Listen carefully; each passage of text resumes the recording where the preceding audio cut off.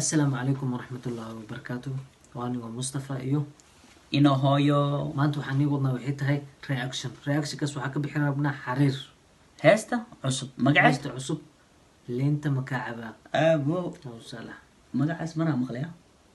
waxaa waaye magac ani xataa lii macaan markaa sheegaya xataa maxaa dhihi jira xataa aashik ana waxaan kala baqaa inay jawaabta heestan jawaab miya miskale waa yaabana waa arkayna aniga waa nala soo diray xali reactionka sameynay waxaana lahay kal iyo laab buu naqday reactionka labaad waaye aan isla sameynayn aniyo Mustafa heesta ma bilaha miskale ku fasax xataa ha sugin xataa wax la sugin meesha ma yaalin. heesta waa bilaawa ila fiiriya aan arag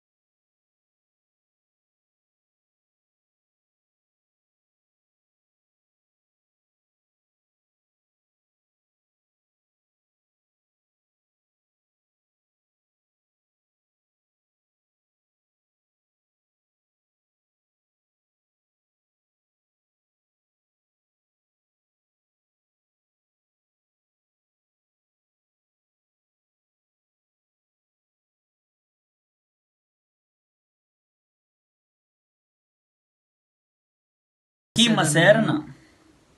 kii maseero salaantana umuujino lawadeena kii naga maseero macsalaanta salaanta oo umuujiyena meel walbo walaala lu yahay maynta aanu muujino macsalaamaynta aanu muujino macsalaamaynta aanu muujino kal ila kal ilab heestaas waxay ahayd heesta xariir axmed heestan aad u jeedeen yani hees jecel waaye oo qof message loo diraayo yani naceeb waxbay taabanaysaa yani oo waxaa la yidhi dadka kala maqan oo kale ay taabanaysaa heesta isaga bay taabanaysaa yani qofka adiga waa kaadhal oo kale iyo muuqiis oo kale xiiso qortid oo kale saas darteed qofka oo maxaa la jira oo يعني وحي يعني هست ضمب وحي كهلسا نين إنك إسجعل أو كلام مخن لكيس أو رهايو نعيب كدتك نور رح جيران هوذا رعيا مع السلامة ودو جدين مرة وقتي أنجلنا لايك سبسكرايب شير مصطفى جنال إنه هويا أت اسمه جنال سبسكرايب مصطفى داد أركتوا إنه هويا أركتي إنه هذا أركتوا مصطفى أركتي بوم بوكلا sidaas iyo مع السلامة